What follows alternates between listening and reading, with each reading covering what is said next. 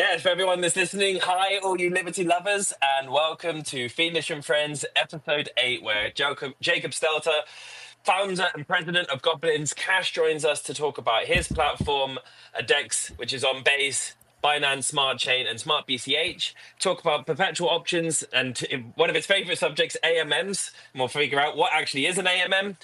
And yeah, so hi, Jacob. Thanks so much for joining us. Yeah, it's great to have you here. Yeah, no, I'm excited to be here.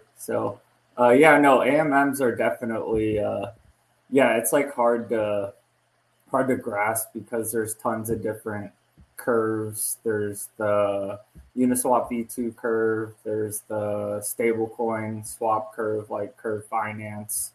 Uniswap V3 is like a whole nother beast with concentrated liquidity, and then like what I'm also excited about coming out in the future is Uniswap V4. So like you've got hooks that are customizable code that's uh, that's about to come out into the wild here soon. Um, yeah, no, AMMs is definitely a tough subject, but it's fun and it's worthwhile. So Yeah, yeah. okay, and I'm sure many people here would be interested to learn about that. So let's take it right back, right on a high level. So AMMs, before we go into AMMs, which Mhm. what Goblins Cash is using, like let's just talk about actually Goblins Cash at the very high level. Like, what is Goblins Cash? Right, right. So Goblins Cash. It first started as a reserve currency back in 2022. Um, we forked Olympus DAO. I don't know if you remember the Omen like Wonderland days of the 2021 bull run.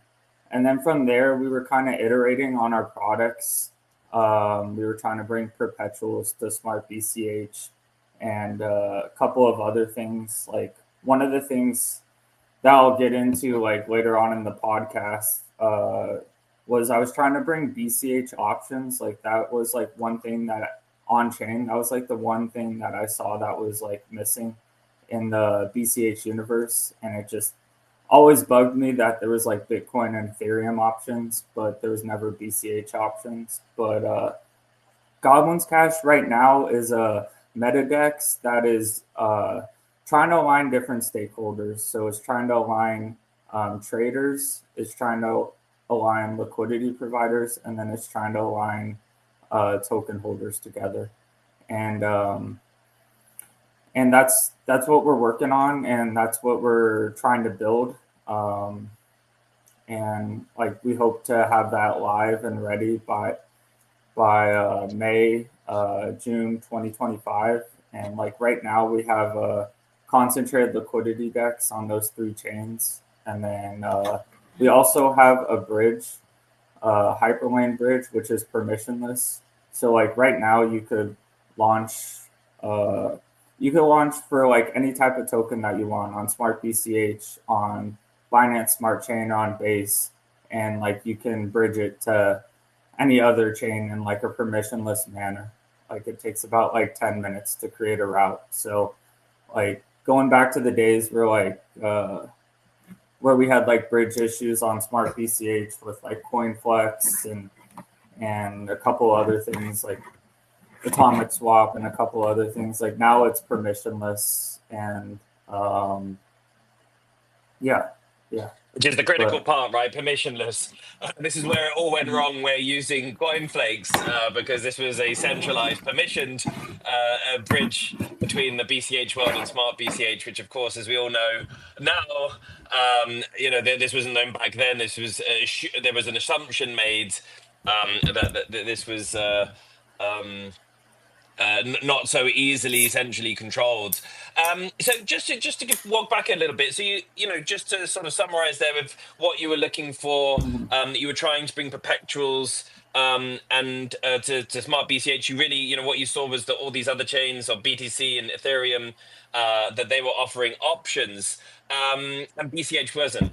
So, in without getting lost in the weeds, just at a sort of high level, like just explain to anyone like what is an option? What is this? Why is this so important? Why were you so interested about working on bringing this to the Bitcoin Cash ecosystem?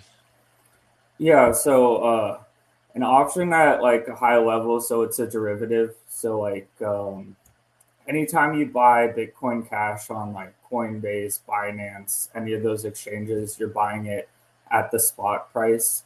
And then a derivative, there's four different types of derivatives. One, you have futures. The second derivative, you have forwards. So you can kind of think of BCH Bull as like a forwards exchange. And then third, you have swaps. Swaps are a little bit harder, like to understand, but like you're just exchanging obligations with each other. And then fourth is an option.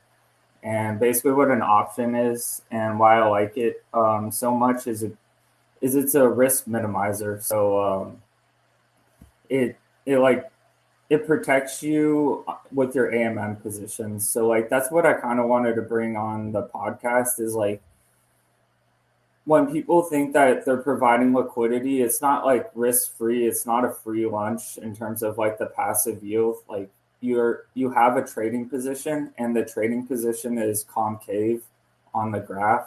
So you're short both assets in the liquidity pool. And what an option does, it's convex. So you can put a little money down, and you have exposure to either the upside or downside. And like you can get creative with option strategies, which is cool and goes beyond spot trading. Is like you can bet that the price will go up and down at the same time. Like with spot trading, you usually have to pick a direction. With options, you can actually craft strategies um, where you can trade something else. It's called volatility, and you can go long or short volatility. So I like that it's not necessarily connected with the price, the option, and that like it can minimize it minimizes risk in the sense right right now no one expected the Bitcoin Cash and Ethereum to go down so dramatically, and Bitcoin past 100,000 with like put options, which gives you the right to sell an asset at a specific price. Like you would have been protected, basically. And with any AMM position that you put on, if you buy the offsetting options, you can be protected.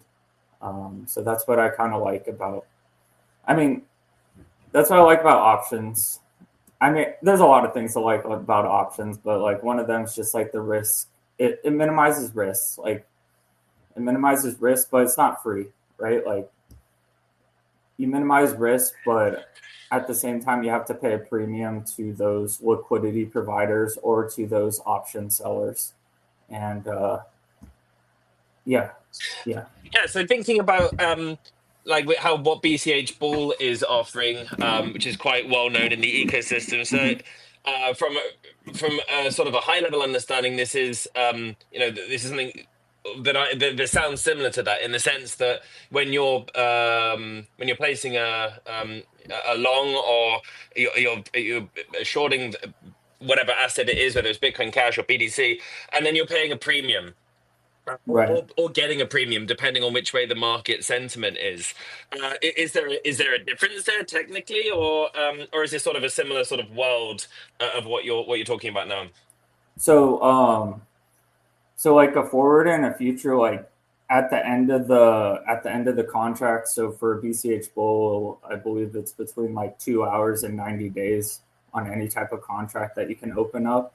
Like it has to execute and that's the nice thing too, like with the security guarantees that BCH Bull provides. But like for futures and forwards, you can think of futures and forwards as kind of the same thing, but like once that contract ends, like it has to execute. Like you have to trade BCH at that specific price.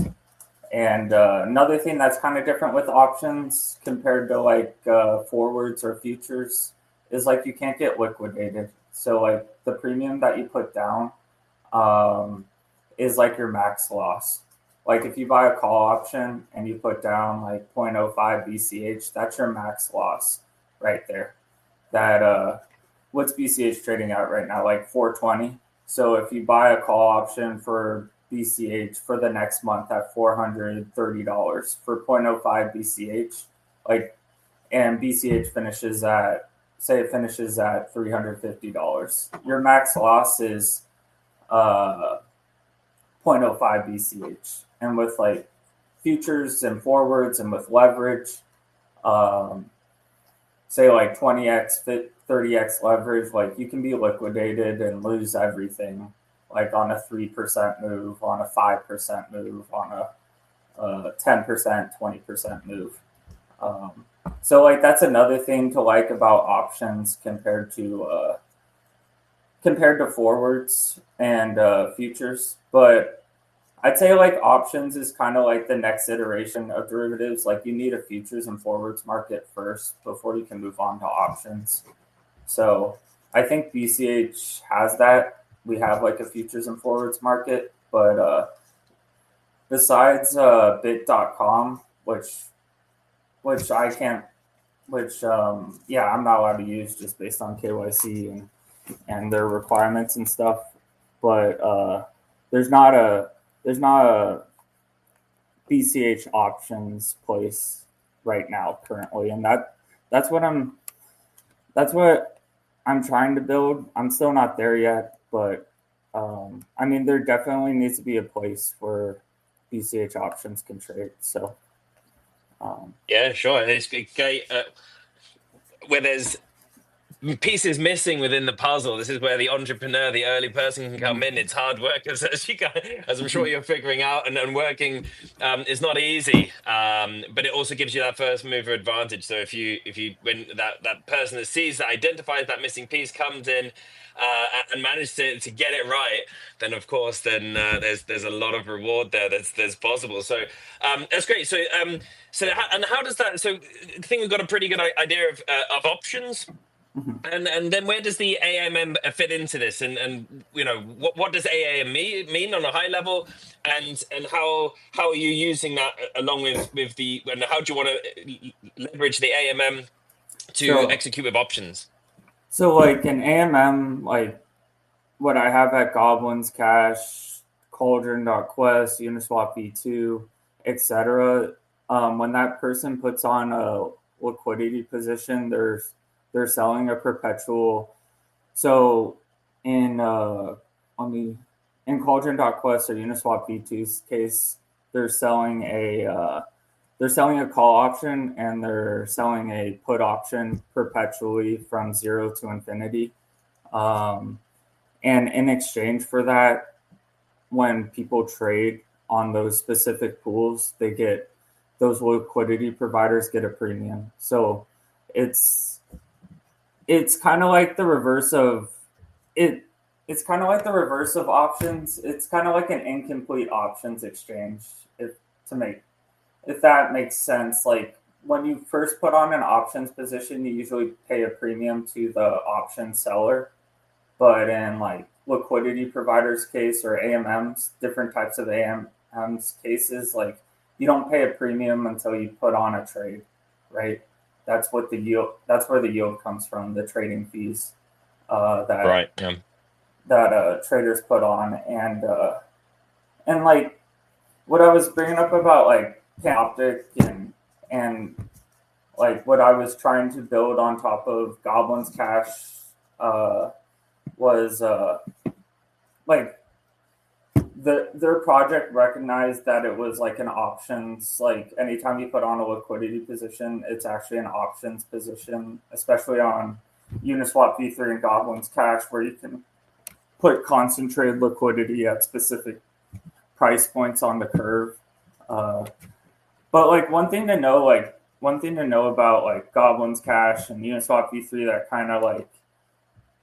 that kind of makes it easier to understand is that it's just like Uniswap V2, except it's along a specific price point. Like it's the X times Y equals K from $420 to $430, or $420 to $440. So it's just like a full range liquidity DEX, but it's for specific price points. It's that X times Y equals K over a specific price threshold between whatever you want it to be, between whatever price point you want it to be. So it's an options exchange. Like AMMs are options exchanges. They've just like reversed how the premiums paid out. So the premiums paid out through a trade versus through a user trying to minimize their risk, or speculating. They could be speculating too. Like they could think like right now, people could think like BCH could go to like $500, and like they might want to buy a bunch of call options because they know it's liquidation free versus perpetuals. The one thing I wanted to say about perpetuals too, when I was like iterating with Goblins Cash, there's a certain, and I see that risk, and that's like a risk that I take and accept when I use like BCH Bull, GMX, or any other platform, is there's Oracle risk. So like when I was trying to build that out for smartBCH, like smartBCH didn't have access to Chainlink oracles, and that was like a huge issue. And like most of the hacks and the stuff that you see in DeFi, it comes from Oracle manipulation. And that's one of the cool things about AMMs is just like the Oracle for an AMM is just based on the reserves of the assets, right? It's based on the invariant equation, the X times Y equals K. So like you get the BCH price of $420 based on how much BCH and how much USDTs in that pool. So, yeah. Yeah. Okay. Cool. Thanks so much. And so you guys started. So, say if I'm wrong. That in 2022, this is when Goblins Cash. This is when the white paper is released, if I remember correctly. That was also when I think remember the Dex was launched. If it was late. No. It was sorry, I didn't mean to cut you off too fast. We were we were speaking of like mistakes and like trust in centralized, and you gotta remember during this time period too, like this was Terra USD, like Terra USD hadn't imploded yet either. It was a reserve currency. It was a reserve currency kind of based on Ohm and time and Wonderland, and Gob was backed by like one Flex USD, and like we sold bonds to create protocol owned liquidity, and it was just we backed our token with Flex USD, and it was just a mistake. It was just a very big mistake trusting centralized stablecoins, and something that the industry still has to deal with like USDT and a couple other centralized stablecoins out there like USDC. We launched as like a reserve currency, and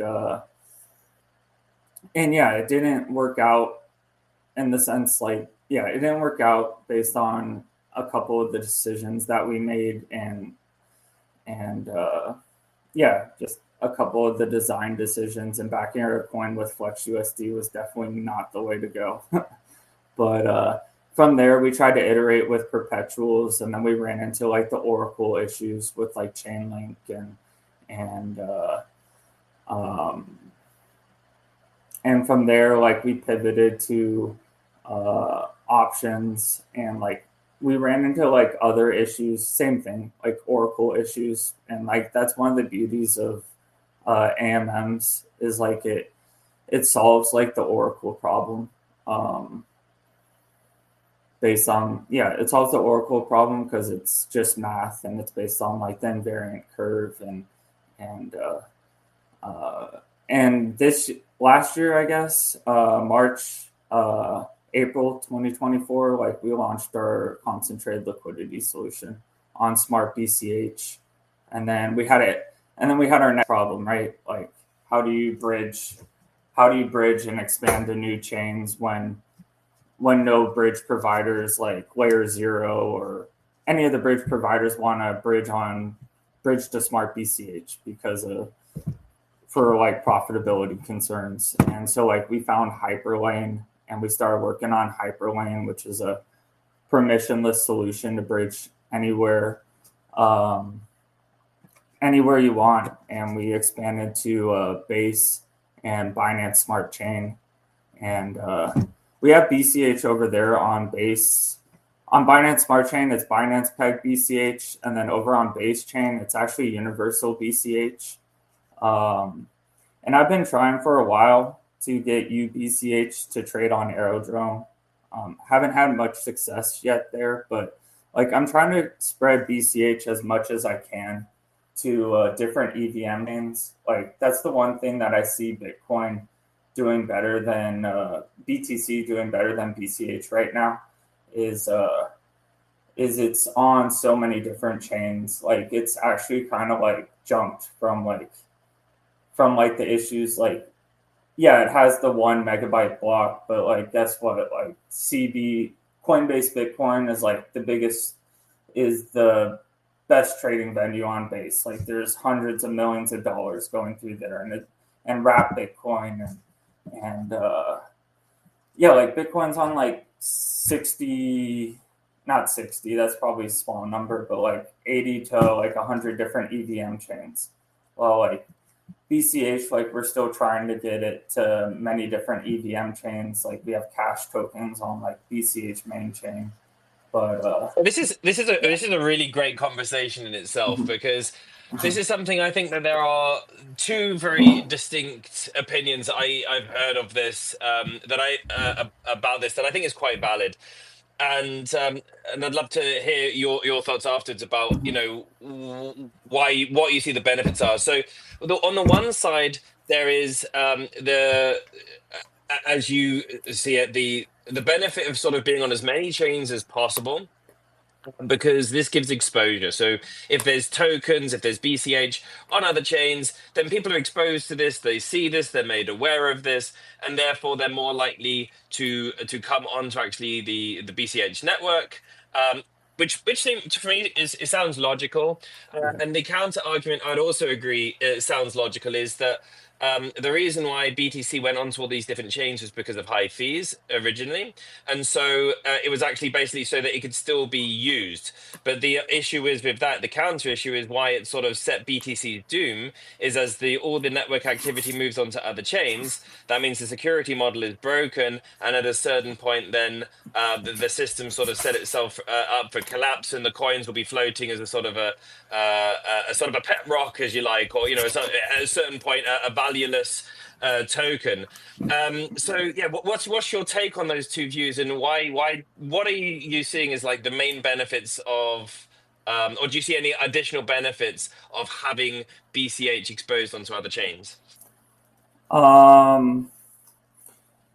Yeah, no, I get what you're saying on that. Like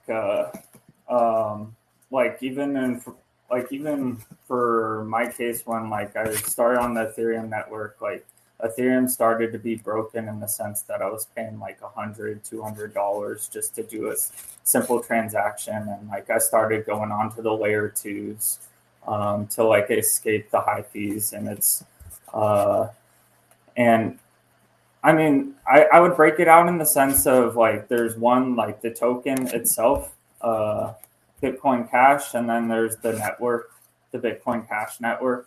And like Bitcoin Cash, yeah, like getting Bitcoin Cash on as many chains and exchanges as possible, I think is only like a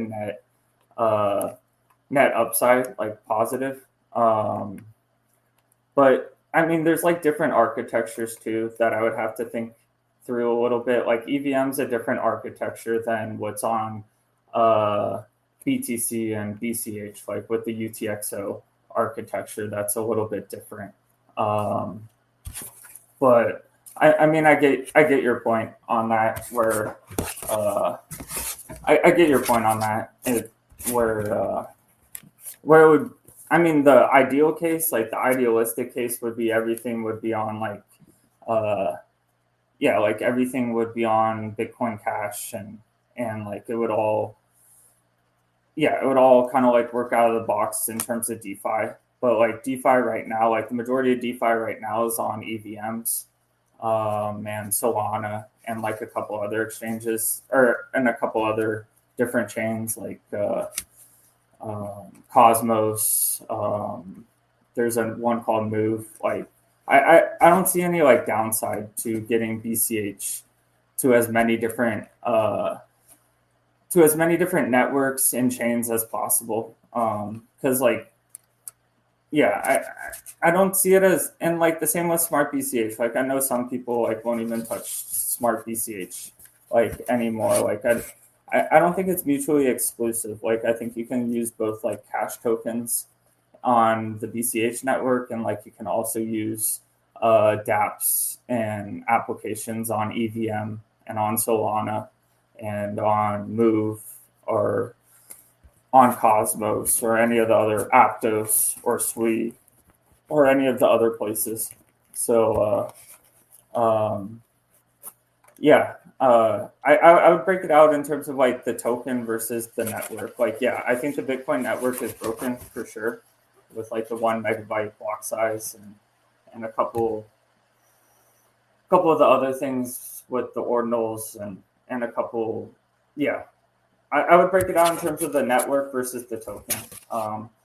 Yeah, sure. Thinking of like the network, so I was actually looking at, someone asked the question about what is the state of smartBCH. You've already went into a little bit there. So for those of you that are listening aren't aware, smartBCH was a side chain that was set up for allowing an EVM smart chain, the dApps, the DeFi for BCH. And back then the original idea was that it was going to be miner powered, so it was going to be tapping into the security network of the BCH model.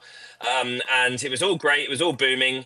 And unfortunately, the link between these two chains was through a company called CoinFlex, which for that's a whole other episode on its own, but essentially blew up and froze all of the money that was on that bridge, essentially destroying that bridge more or less between BCH and Smart BCH. And of course, there were some other bridges that were set up to try and to link these two chains, but that original plan of using and tapping into the BCH hash and sort of being a permissionless, decentralized bridge between the two never happened, as far as I understand now. And do quote me if I'm wrong. So I looked at the total value locked Smart BCH. The total value lock has just plummeted. It looks very close to zero now. And what now you've moved on to other chains, and I'm seeing your the liquidity on Goblins, over the last month has been a couple of million. So is that, where is the majority of that liquidity coming from now? Is that still in Smart BCH, or is that from the other chains you're tapping into? The majority of our liquidity right now is on Smart BCH, but yeah, like kind of getting into, and you're right in the sense that the TVL has been going down. But like there's different things that you can do to like, so like you can't, like, not you can't, but like there's different things like that you can control and like can't control, like in terms of like the SBCH, because like right now the SBCH is unbacked just based on Mark Lamb and CoinFlex taking the 10 million, 20 million, or whatever amount of money it was. But like there's different ways that you can minimize that risk through like AMMs, like with liquidity positions and yield farming and with options. Like there's different ways to, like there's some things like that.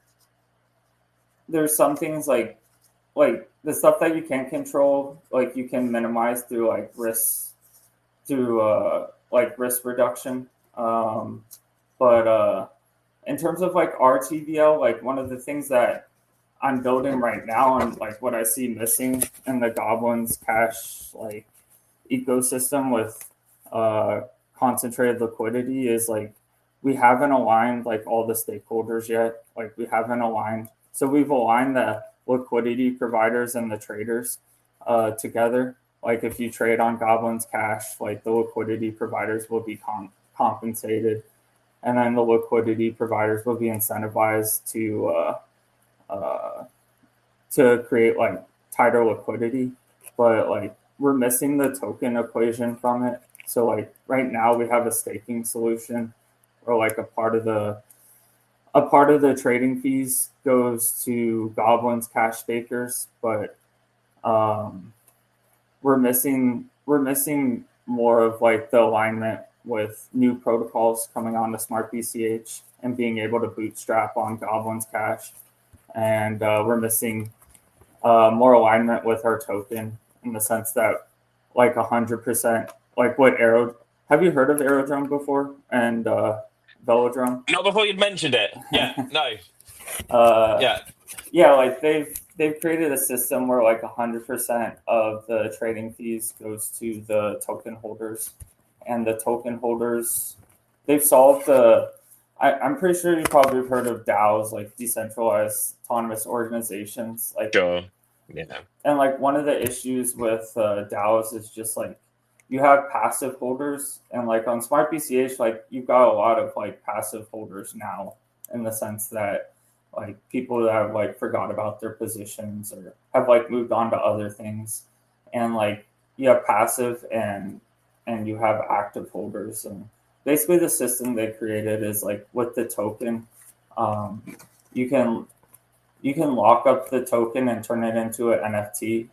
It's called like VE Arrow and VE Velo, and they reward like active participation, and they kind of with trading fees from like specific pools. Well, from specific pools that you vote on. So like, there's a lot of user engagement from that point of view. Um, I don't know if you remember like the miss swap days on smartBCH, but like there was always like an issue of like where emissions go, and that's kind of what of like that's what's solved with this system. Um, the reason why like I can't put it out right away is there's issues with like licensing and stuff like that.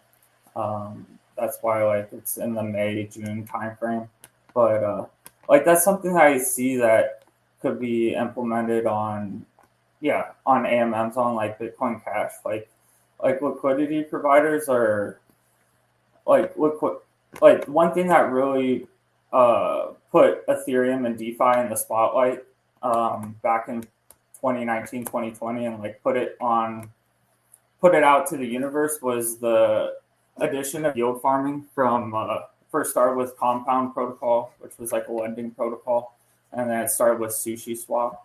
But like there needs to be additional compensation to liquidity providers besides trading fees in order to like grow at like a rapid pace. And like I have a farming solution right now, but uh, it's not necessarily fully aligned yet. But uh, yeah, yeah. But yeah, that's what I'm working on right now. Just trying to like make the decks better, and like from there, start adding. Like I'm an active user on Panoptic, which is like the first DApp with perpetual options, and the Uniswap V3 ecosystem. But yeah, I'm just trying to make the experience better for like Goblins Cash users right now. And like one of the things is like I need to align like all the stakeholders together, and that's what I'm trying to do. Like Okay. I have a DEX, I have a bridge, but like I'm missing the token component, and like rewarding more active participation, and uh, Well, yeah, that's actually one yeah. of the questions we had from an audience member was, so just looking at so the total value locked, so you can go on to like DeFi Llama is where I went to get the statistics.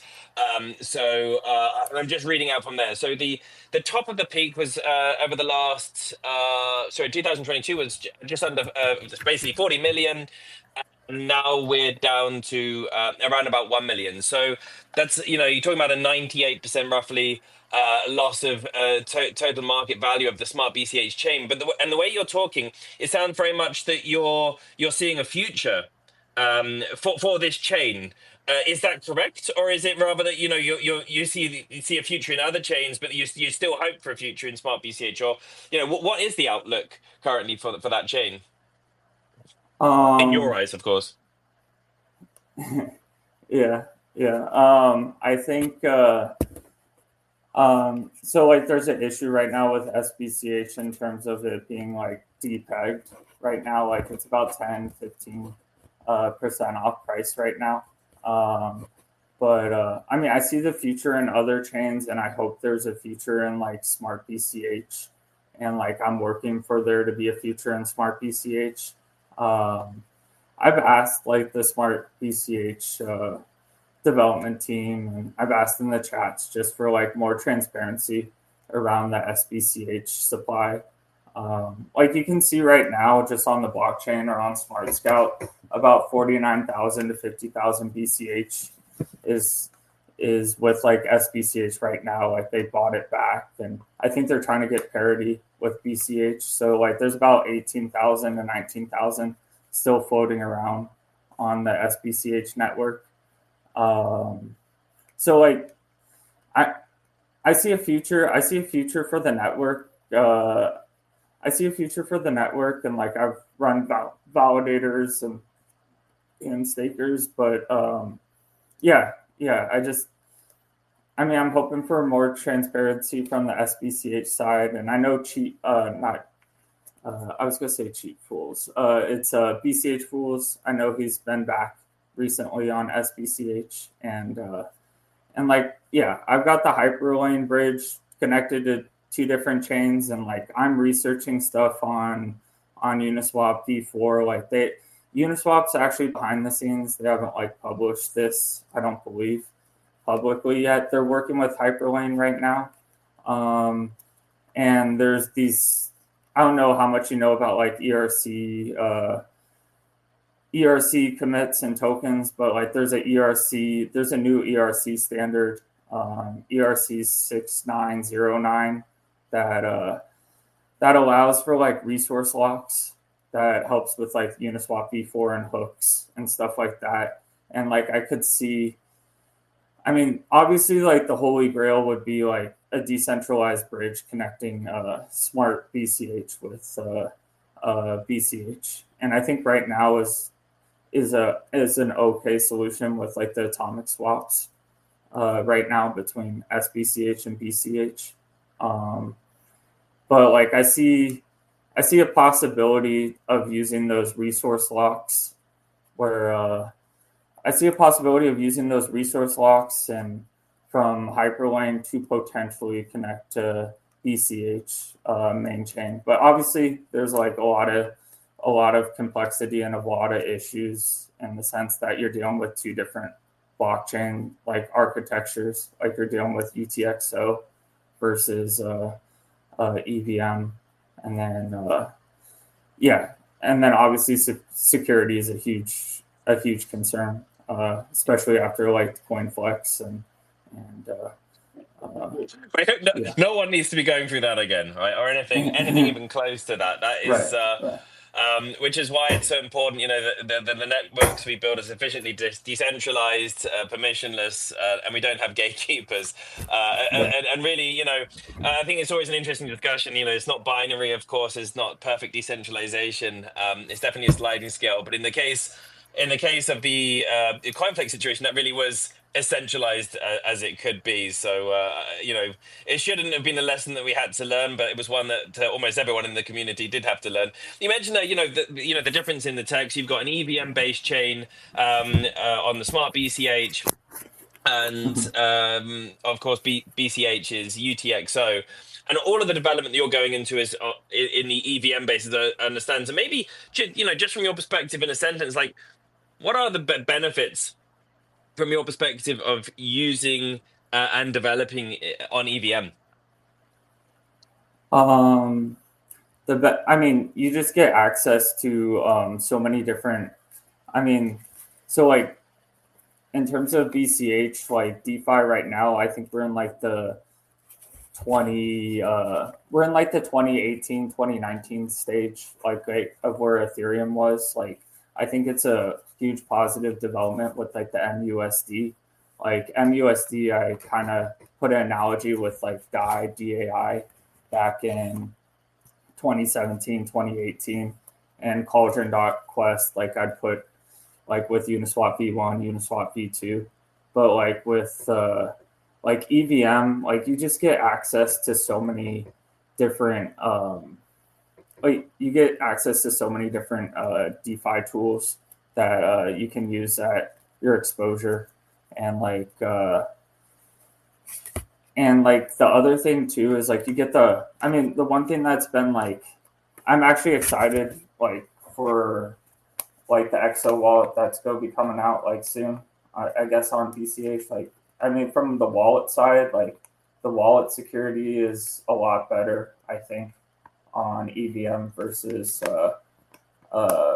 BCH. Like I've been a part of like Terra USD hacks and like a bunch of different hacks on like EVM chains, and like hardware wallet is like a must in order to like survive in like the DeFi ecosystem. And like I remember like I think I got like a Guru airdrop on BCH, and I set it to my Electron Cash hardware.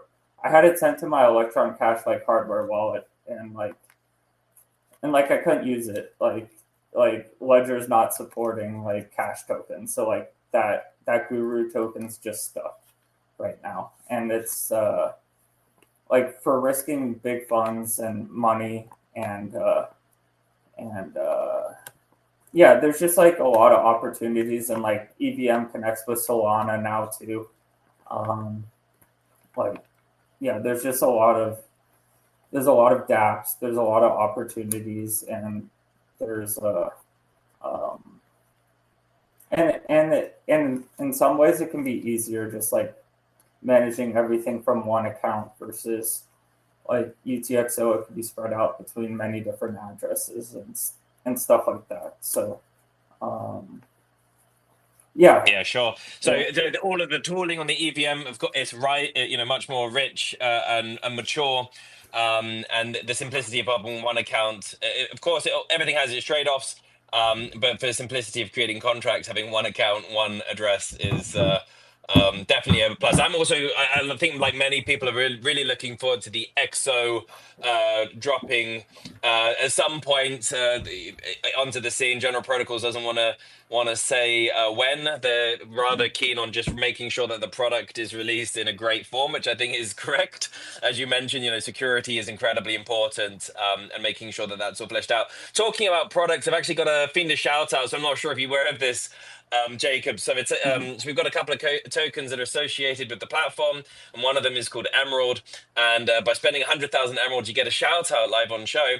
And this is a shout out, which is get a bunch of self-licensed cypherpunks working on your privacy at Aria VPN _net. It is a strict no logs policy, zero knowledge architecture VPN provider, not in any of the 14 IE countries. BCH zero conf and XMR only. $30 for a whole year plan. Business solutions available. So well spent 100,000 Emerald there. Yeah, and thinking about products in XO. So at the moment, of course, and I understand you've got a roadmap that's available on Goblins Cash. It looks really interesting. We can go into some of these points, and you talked about the benefits there of EVM. So when XO releases on BCH and makes dApps and app building easier, safer, more secure. Is there a possibility that we'd see yourself or your team or Goblins Cash looking into building on cash tokens and on the main chain BCH network? Is that a possibility? Yeah, it is actually like in my original. I mean, I've been iterating and changing the roadmap a little bit. Like I actually had like I was starting cash tokens work, like starting in January to coincide with the May upgrade. Like the May upgrade on Bitcoin Cash, like you have bigger limits on VM and a couple of other things that would make building dexes easier. And like right now from like Goblins Cash side, like we have our products like concentrated liquidity, bridge, hyperlane bridges, and like there's something called ERC 4626 vaults. Like I'm looking at that with Panoptic for like the perpetual options. Like from our side, we're trying to make it. I mean, as you kind of touched on earlier, the TVL's taken a huge hit on smartBCH, and the users also have taken a huge hit. Like we're working towards like making our protocol more profitable, and like one of the ways like you can do that is by like aligning all the stakeholders together, which I think there's some misalignment right now. So like that's what I'm mostly going to be working on. Aerodrome and Velodrome and Hyperlane for all of this year. But like as the protocol gets more profitable, and like I can expand, like after, I mean, my next chain after I mean, I'm on 3 chains right now. Like my next chain as we get more profitable is BCH main chain, and and and like and like you were saying in terms of tooling, like also from like the developer side too. Like I'm not a developer in the sense that, and I'm not a developer, and like there's tons of EVM developers out there in the wild, but there's not a lot of UTXO developers either right now. But yeah, like like I'm following closely, and like I'm nervous to use some of the BCH. I mean, I use BCH Bull a lot, but like I'm nervous to use a couple of the other products just based on like I really need that hardware wallet for like safety and like security from my side. Absolutely. Yeah. What I always, I mean, so I'm using the Cash Tokens ecosystem quite a bit, and I'm using hot wallets for that. So I've got my mobile wallets on Paytaka, Zapit for Cash Tokens. There's also Cashionized for the web wallet.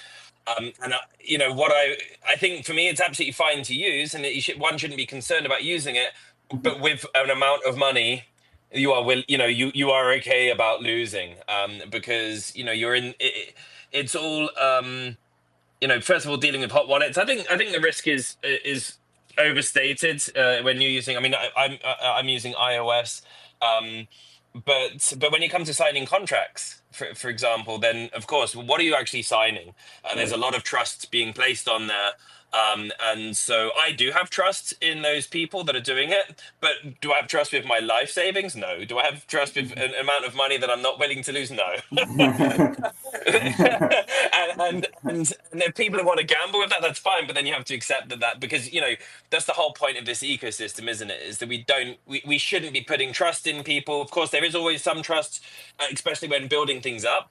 But the point is, we should get to the trustless and as close to trustless as possible, which is where the tools that are going to be coming out from general protocols, if they hit the mark, will be a huge boon for the development community in BCH. So, and it sounds like, yeah, with yourself, and I really appreciate that. So you're not yourself a developer, you're an entrepreneur. You have a good understanding of how to architect and what you want to be creating, but you would need developers in the ecosystem with the expertise to build it, what it is you're looking to build. Which, of course, finding an EVM developer, I'm sure is not just easier, it's also much cheaper because of that competition.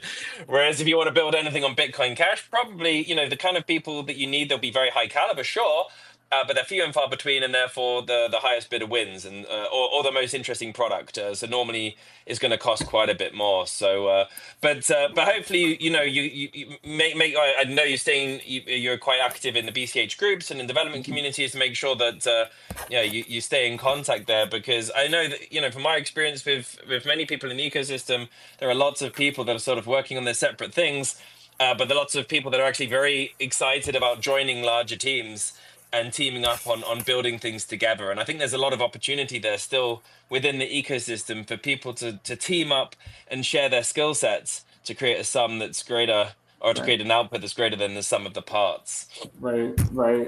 The one thing I wanted to say, I know it's kind of like the side thing on the software wallets and like the hardware wallets, is so like, yeah, like so I went through like Terra USD. I've been through like a couple of the 2020 hacks and like a couple of other things.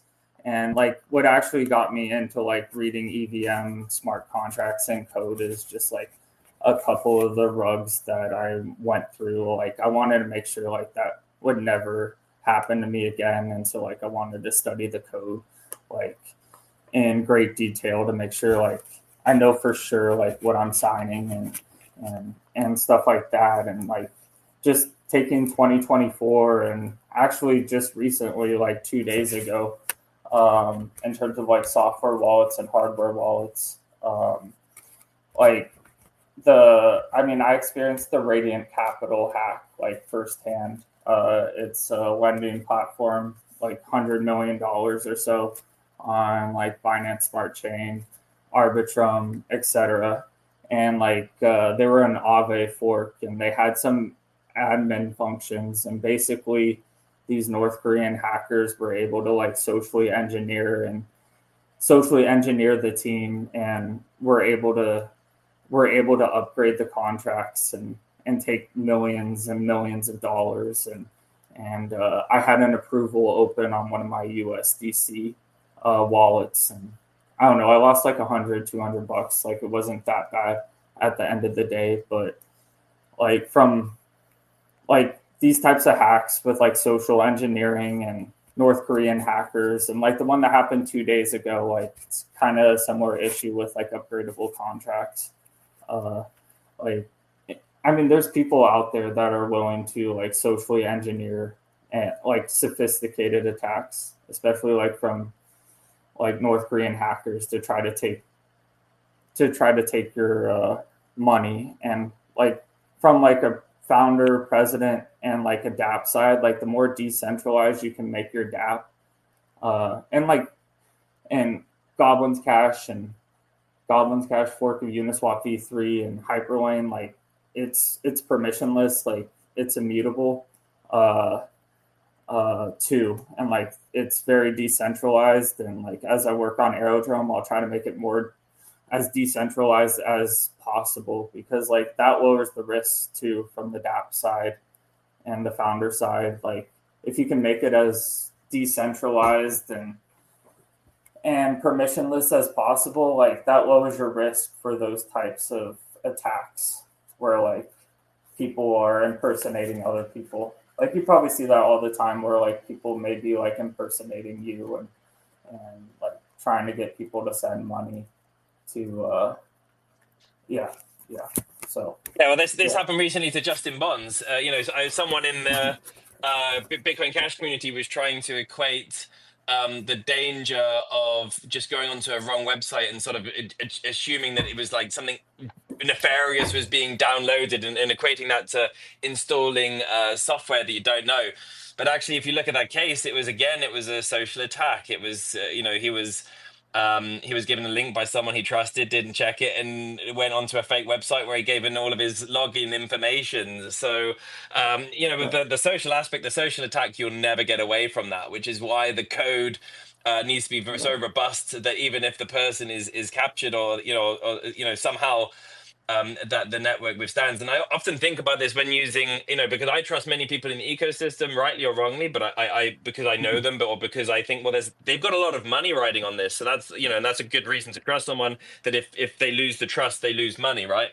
But Right. at the same time, once there's enough money on the table, then every single person is if they're not going to crack themselves, but they become a target for someone to crack them, and that can happen anywhere. I just want to pull back one of the points. So you've mentioned this a few times Mhm. about Goblins Cash, and I just want to pick this up. So Mhm. you've mentioned about it's running on concentrated liquidity, and I'd just like to delve into that. What is actually meant here by concentrated liquidity? Is this like the opposite of what Cauldron's doing with its micropool approach, or is it something else entirely? So like Quest, Uniswap v2, Uniswap v1, it's on that invariant curve x times y equals k. Like k is a constant, so you pick a constant, say 1,000, and based on x and y, like from buying and selling, like that's how you get a price. And like not to make it too complicated, the difference between concentrated liquidity and Uniswap v2 is like that x times y equals k doesn't happen from 0 to infinity. It happens between a price point that you want it to happen to, that like where you want to buy or sell. Like so, like right now, I don't know where BCH is exactly trading at. I think it's like 430 or 420, something like that. Like, say you bought BCH at 420 and you wanted to sell, and you wanted to have like a limit order to sell at like 440 or 450 bucks. Like you could come to Goblins Cash and make a liquidity position between 440 and $450. And once Bitcoin Cash gets to 480 bucks, like that liquidity position will be entirely USDT. It'll be entirely a stable coin. Or if you think Bitcoin Cash is going to drop by like 20 to 30%, like you could provide a USDT between 300 and $320 and say Bitcoin Cash goes down to 250 bucks. Like that liquidity position will be entirely BCH. So that makes a lot of sense. That's a great tool. So that means then you could sort of specify a range where you think where you think it's going to go, but then beneath that range it won't continue. So you know, so you're not all of a sudden going to wake up and realize, oh, hang on a minute, I've got all of the wrong thing, either the token or the coin you are trading in, or USDT. Right. Exactly. That's something I would personally love to see that on Bitcoin Cash. I think a cold index is amazing, but of course, it's you can't set any sort of price or range. Which for me, as a TradFi, coming from the TradFi things where I'm, you know, buying and selling my BCH that don't shoot me, but it's on exchanges, right? Of course, I get off those exchanges straight away, as you all should do. But all the toolkits you got there to be able to set very specific pricing, and for when it hits, or ranges where it should trigger at least the order. These are sort of tools that people are used to, and they serve great purposes. So yeah, so thinking about, so I can see the time, and try and keep these episodes relatively on time so that we to keep things interesting for the listener. But you know, it's okay if we can go over if you have some time. And also, if anyone in the audience has a question for Jacob, or would like to say something you know, relevant to this topic, then please feel free to grab the mic, and you'll get it. Yeah, so you're in the community and you're keeping quite a lot of you know, activity, or contact. Is there any chance? So where are you based, if I'm allowed to ask? You know, you can just give the continent as a sort of rough estimate. Because what I'd love to know is, will we be seeing, you know, all the builders and entrepreneurs of BCH, and certainly a lot of the fans are at BCH Bliss in May? Is there any chance we'll see the Goblin Cash team or yourself there? Yeah, no, it's definitely possible. I'm based in the USA, Texas area. Oh, wow, it's really early for you now. We could have made this later had I known. I just assumed in Europe. Yeah, okay, well, thanks for joining us so early. Good morning. Yeah, good morning. Yeah, so yeah, I'm in US, Texas area. Where exactly is BCH Bliss again? Was it what country was it in again? I forgot exactly. It's in Slovenia, so it's the capital city of Slovenia, Ljubljana, which has, because it's the capital city, has basically the conference is, if I remember correctly, like 30-minute drive away from that airport, so it has pretty good connections. Yeah, no, I'd love to go, and yeah, no, I listen to the BCH podcast a lot, and like I think he talks about BCH Bliss too, and I think you have to buy like an NFT right off of like TapSwap to go. Isn't You that? you do. So the tickets are made available next week on the 15th, and it'll be the same as last year, from what I understand. So I don't know if I'm allowed to say the ticket price right now, so I'm going to leave that for next week. But the tickets will be priced in BCH, and that you go onto TapSwap. You can use your Cash Tokens Aware wallet, so that if you're using Electron Cash Hmm. on with a hardware wallet. I mean, well, you could set up a. I'm not sure how that works with a hardware wallet, to be honest, but certainly you could set up a new wallet on the computer to be able to purchase that NFT. And so that the idea behind this then is you don't have to give your name, your address, your anything to sort of connect you to real life. So it allows people to be able to come to that conference anonymously, um, and join in with that. But if you were able to come, it'd be really fantastic. So I mean, I was there last year. I don't know if you saw any of the presentations. So I was actually the final presentation of an amazing 2 days. So the organizers did a fantastic job. And the feedback was very positive from all the people that went there that I heard of, that they had a great time. It was really informative, but also I think one of the nicest comments I had was from someone who's in the community from Israel, was that this person is mm, mm, mm, like most BCHs, I guess, more introverted than extroverted, and wasn't the most happy or comfortable in social scenes. Hmm. And I said to this person, well, you've just flown across the world to spend some time with, like 60 random people. I said, isn't that like the complete opposite? He goes, yeah, you're right there, actually. I said, and how do you feel? He says, I feel pretty comfortable. Actually, I feel more comfortable than I normally feel. I was like, right, okay. So I think that was a great thumbs up to the sort of people, the sort of vibe that the conference gave. So if you can make it, that'd be fantastic. You'd be highly welcomed. And Hmm. it's 3 days length this time. And what's really good is, so I mean, you can pay for the hotel as it is advised. It's a Marriott hotel, so it's very nice. You don't have to Hmm. stay there, of course, but the Marriott, they accept BCH directly. So you can actually pay for the room in BCH, and all night was so great. There's all these BCHs and a lot of people in the community, a lot of the well-known Hmm. developers, and we were buying our beers over the counter in Bitcoin Cash. Oh, that's And perfect. what was so funny is Yeah.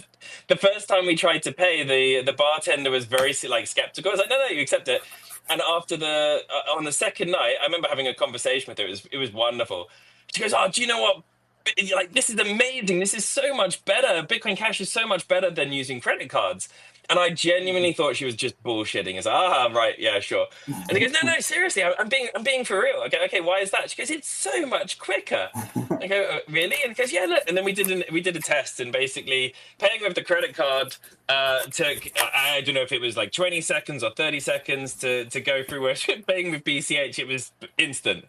and, Yeah. I thought, wow, so not only are we having this conference here, we're putting BCH into the ecosystem and reminding these venue holders that they can actually accept Bitcoin Cash, because there's this thing out there. I think it's called Elipay, if I remember Mhm. correctly, but part of the POS system, so they can accept credit cards. They can also accept Bitcoin Cash, and not only that they were used to this, but then afterwards they're actually talking about how much better it was than traditional payment systems. So that was fun. That was a good time. Yeah, like anytime I try to onboard people to Bitcoin Cash, like I know it's not necessarily open source, but I do love the wallet, the Bitcoin.com wallet with BCH. Like I usually yeah, I usually show them that wallet for like onboarding, and like I like the ease of use with the Bitcoin.com BCH wallet. And yeah, like that's my main mobile wallet. Like I don't have a lot of like MetaMask or Rabby wallet or EVM wallets on my mobile phone. Like Bitcoin Cash is still the best, I think, like on mobile. And um, yeah, it's kind of interesting, especially like in the US. Like I saw like I buy a lot of like gift cards with Bitcoin Cash, and I saw like BitPay, one of the payment service providers, like they're starting to do like KYC now just for like simple purchases. So like it's starting to get interesting in terms of like how to use and like spend Bitcoin Cash. And But yeah, yeah, no, Definitely. And that's also something that's changed a lot. Like in 2000, like when you started building Goblins Cash, mhm, like the Bitcoin.com wallet was pretty much the only wallet. So you had Flowy Pay, but no one that I knew ever used this. It was Bitcoin.com. If if you were using that for payments, and that was it. For your mobile. And today, or since then, because of the sort of pivot away, or yeah, or mhm, the efforts, away from Bitcoin Cash towards other chains, there's been an explosion in that scene. So I can highly, and I do agree with your concerns here and your desire for using hardware wallets, and for everything that you've experienced. mhm, I can really only understand too well why you are extra cautious, and it's correct to be. And I really advise everyone in the ecosystem to be rather skeptical of rather than just accepting and trusting. But with mhm, certainly a small amount, a couple of bucks, just giving out that ecosystem a try. Downloading it, whether it's Paytaka or Zapit, to be able to access the Cash Tokens ecosystem. I really would advise for yourself and anyone listening to give it a try. And if you get yourself a wallet, then ping me your Cash Tokens ID, and I'll send over some tokens to your account, just if nothing else, just so you can say, hey, that was my remembrance, my memorabilia for mhm, coming up Fiendish and Friends. But it is worth having a look at what's available now. We've Paytaka, for example, which is my currently used Cash Tokens wallet. I've got my Bliss tickets from last year in there, and also for this year's conference too. And it's really nice to be able to see. I'm not a huge NFT fan, but the idea of doing tickets and something that has value over NFTs, I think is just brilliant. This is fantastic, and I can hold that as a memento and see it whenever I want with on my phone, which is great. Very different to Bitcoin.com one. I agree with you. The Bitcoin wallet is still very smooth, and for showing mhm, onboarding new people, it has it just has that slickness which helps and professional look. But when interacting with the cash token system, unfortunately, there hasn't been any development there yet. So when Corbyn finally pulls his finger out and sees mhm. the benefits of doing so, it'll be exciting to see what their wallet does, and how it incorporates cash tokens. Yeah. What I like Maybe one day we'll about see goblins cash on there too. With XO, for example. yeah, I'll look at Pay. I downloaded Paytaka at one point. I like the sense that I remember using it. Like I like that they had a BCH Bull integrated. I think they had the USD market integrated. I don't know if they still have it, but I remember putting on a BCH Bull position through Paytaka, and I like that a lot. Being able to do that like inside the wallet. Um, so um, yeah, I'll have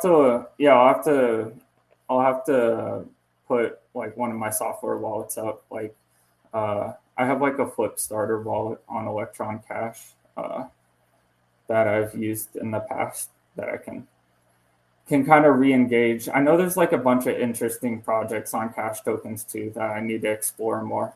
So uh, I think there was like Badgers.cash, and then there was like another one too with like coupons that I thought was interesting that I needed to look at more. Uh, Yeah, Badges.cash. So the developer and founder of Badges.cash, Satoshi Nakamaria, was also at BCH Bliss last year, as far as I understand. Said he will be going this year as well. Great guy, and with a great product as well. So this is being able to lock up your BCH. And the idea was he just built this as a sort of to hone his skills. So you lock in your BCH, you earn the Badger tokens, you earn this sort of this reward, non-monetary reward, as compensation for that. The idea of sucking liquidity out of the system, and sort of people having fun with that. But the token that has value, people see the value in this, and have attributed value to this. And so the total value locked of Badger's Cash in is going quite high, and it's great to see this because this isn't built as a business idea or anything like that. It's just people learning the tools and trying out stuff, but yet the quality is high enough to attract people to use it and encouraging further investments. So yeah, and I know Sashi is working on some other much more meaningful products right now and projects. We'll hear about more of those in the year, I believe. But yeah, there's a lot going on in that ecosystem, and so yeah, Goblins Cash. So for everyone listening, so you can check that out, goblins.cash, and I think this is something I remember when this came out. On smartBCH, and I was really excited by this, and I really, it pains me that everything that happened there, and I know you've obviously gone through a lot, you've learned a lot, and I'm really enthused and motivated by the fact that throughout all of that, you just carried on and didn't say no and developed, and now I've got multi-chain, and yeah, are working very hard to making this a great success. So I'm really looking forward to seeing this roadmap. So the roadmap goes to June 2025. So as a sort of final question, um, so the roadmap goes to June 25. We've got the mainnet launch, full front end ready, and open source prep. How likely is it for you to be hitting that roadmap on time? I think it's extremely likely in the sense that I mean, some of the reason for the timeline just has to do with like licensing, business source license versus open source license and stuff like that. But I think it's extremely likely that we'll be hitting that. We'll be hitting that on time. And basically, like, yeah, what I was saying earlier, we're trying to align all the stakeholders, and then like in addition to concentrated liquidity, like the stuff that we're putting out in June will be like Uniswap V2 type liquidity. It will be like, especially with like sBCH having DPEG issues right now, we're using Curve Finance and Variant Curve, which will help like try to stabilize the sBCH price. And then has a couple other things too with like voting, and that will like align the stakeholders together. But kind of like Goblins Cash vision right now is to like align the stakeholders together with this MetaDex vision, and to make it more profitable. I mean, it's hard to do right now, like on sBCH, and yeah, like being multi-chain helps a ton with sBCH base and Binance Smart Chain, and yeah, like we didn't even touch on like AI, but there's like a bunch of stuff going on with AI right now in terms of AI coding and AI It was actually one of agents. my questions Yeah, that I wanted to ask next, actually. The conversation moved somewhere else. But yeah, yeah, so I saw the AI powered decks. yeah, And this is always, for me, AI such an amazing tool, but can often be used as a buzzword. And but maybe that's something we can talk about another time, and come back to that. But yeah, you're saying that AI is powering this dex in a sentence or two. Can you explain how you are leveraging AI? yeah. So so it's not fully fledged out yet. So like most of the stuff on the site, like in terms of the docs section, like we're using like Notebook LLM, and like there's like podcast formats where you can turn the website pages into LLM. Like where we see like adding more AI components to Goblins Cash is on the wallet side. Um, so yeah, we didn't necessarily touch on that. Like this is getting into wallets, but like there's these things called, like Coinbase has like Coinbase Smart Wallet, and basically you're moving on from private keys and recovery phrases to pass keys, and the pass keys are tied to the hardware of like your computer or your phone, or in this secure enclave infrastructure. And like you can recover, like getting back to recovery phrases and private keys, like you can recover your wallet in case like you lost the hardware, or if there was an issue through a smart contract. And that's where we see like adding AI agents there, but it's not fully done yet. It's mostly just stuff in yeah, it's mostly just stuff on like docs and like the analytics section and a couple other places. But um, I mean, it's yeah, I mean, it's important. Like AI right now, like it's important to the ecosystem and crypto in general, and that's where you're actually seeing the bull market right now is in these AI agents. I don't know if you've heard of like Virtual's protocol, but that's like the main one right now with like AI agents and it's kind of crazy just going on X and just seeing like AI XBT just talking and like giving valuable information about different projects. Like I've actually been using it just for like making decisions and stuff like that and It's crazy, and I don't know if you've seen the new Nvidia cards that are coming out, the like the supercomputer for 3 grand or something insane. It's something that the AI software is developing at a tremendous rate, but it's also the hardware underpinning it all, and is really being released at prices that are affordable to any enthusiast out there too, which is great. Democratizing this crazy power. And AI is something I know a lot of people still say that AI is a fad, and for me, I smack my head. I love cryptocurrencies. I think that the invention of Bitcoin and the blockchain and the open ledger was one of the greatest inventions, and so like I think it is the greatest invention for money and finance. Since like the invention of coins and money, I think that's massive. But AI, I think, just dulls everything else. It's just a burning flame in comparison.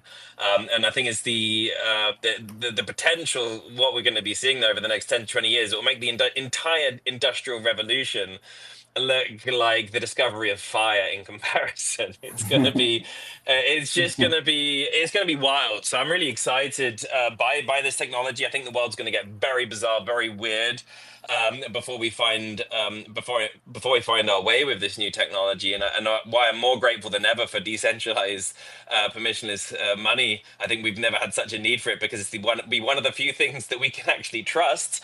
But of course, the way that AI will be leveraged in everything, and how we develop tools, how we build tools, it will democratize app building. I'm pretty sure there'll be a lot more people in 10 years that have great ideas, and rather than just having to shelve those ideas because they can't afford a developer, will be able to use AI to at least get the sort of the concept going. As just thinking about today, I can't draw. It's one of my weaknesses. I can create music. I'm definitely artistic in that sense, but I can't draw. But I can just write in a prompt, and all of a sudden the thing that I was thinking becomes right. on a graphic, which I can then use. That's it's a small aspect of it, but it's crazy, and democratizes uh, this sort of entrepreneurship. So yeah, exciting. So thanks so much, Jacob. So yeah, I don't know. I'm thinking about changing the format. So 1 hour is very restrictive. I could have talked to you for another hour or two. There was a lot of topics that we sort of didn't go into that I really was interested in. But as I said, maybe we'll have to pick that up again. But it was certainly a pleasure having you on today. Thank you so much for joining us for Fiendish and Friends episode 8. Yeah, no, I loved it. This was great. Thank you. Thank you. Yeah. Thank you. And for all your listeners, please make sure to follow Jacob and Goblin Cash on Twitter at Jacob_Stelter and Goblins Cash. And for all your listeners who enjoyed the show, if you want to show your appreciation, please feel free to drop some BCH or a Fiendish token into our wallet. I've got the Cash Tokens address on the Twitter profile. And the next episode of Fiendish and Friends is at 1 o'clock Central European time, so the same time again next Friday, and it's featuring Noel Lavissa, the founder and CEO of Code Valley, to talk about their paradigm-shifting tech, emergent coding, set to both revolutionize and industrialize the world of coding and development. And this is also something using, I don't know if you know much about this, Jacob, but these are also using little agents. I don't know if you could call it AI agents, but it's essentially using, it's machine learning, which essentially what AI is, to create very efficient code. It's a very exciting, and very much looking forward to that. It's been a long time coming. So just make sure to pop some Fiendish tokens into the jukebox, hit play to convert tokenized Fiendish time into entire 60 minutes plus of the greatest podcast in the space. This was Fiendish and Friends. I wish you all a good morning, a good day, and good night. Take care. Bye, Jacob. All right, bye. Thank you. All right.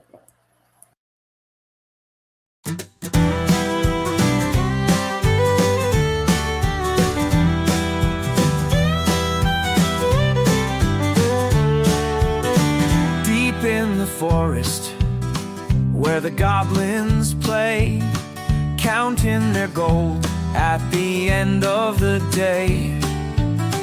But Grizzle the Green said gold's not the key. Bitcoin Cash is the future for goblins like me. Goblins on the blockchain, dancing in the moon, trading BCH and singing a tune, with pixies, trolls, and sprites by their side. It's a magical market where dreams abide.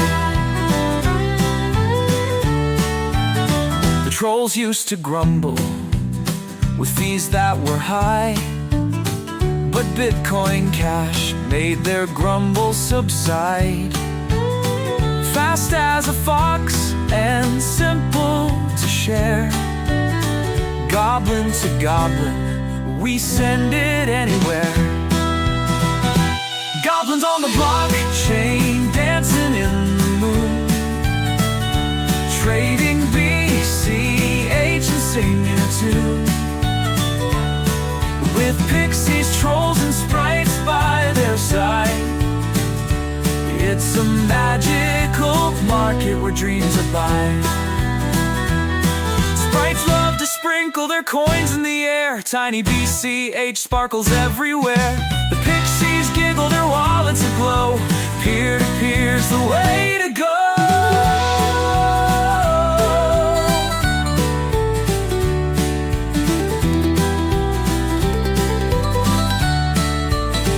The elves joined in with their elegant flair, saying Bitcoin Cash is beyond compare. From forests and mountains to cities and seas, the creatures agree it's the best you'll see. Goblins on the blockchain, dancing in the moon, trading BCH and singing a tune, with pixies, trolls, and sprites by their side. It's a magical market where dreams abide. So if you should stumble on this merry crew, remember Bitcoin Cash is the coin they all knew.